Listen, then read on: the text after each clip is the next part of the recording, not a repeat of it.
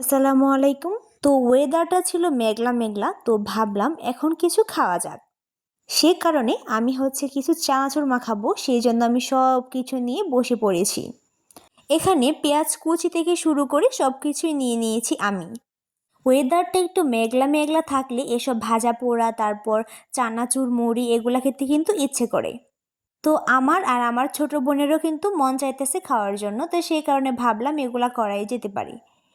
তো এখানে পেঁয়াজ কুচি দিয়ে তারপর আমি দিয়ে দিতেছি মরিচের গুঁড়া। বাসার মধ্যে কাঁচা মরিচ ছিল না, সেই কারণে মরিচের গুঁড়ো দিলাম। তো সবগুলো এখন ভালোভাবে মেখে নিতেছি।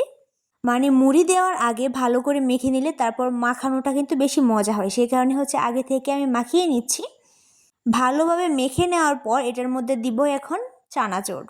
তো এখন অনেকেই বলতে পারেন এতটুকু চানাচুর? হ্যাঁ, এতটুকুই চানাচুর।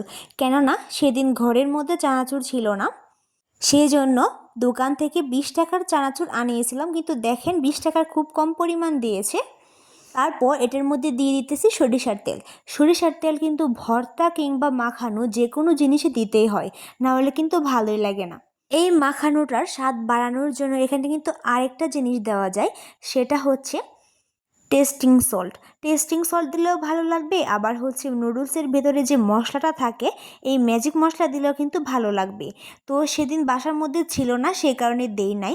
আর মোট কথা আমার কিন্তু মনে ছিল না, আসল কথা এটা। তো এই তো দেখেন আমার কিন্তু চানাচুর মাখা অলরেডি শেষ। তো এখন আমরা দুই বোন খাবো। তো আজকে এই পর্যন্ত, আল্লাহ হাফেজ সবাইকে।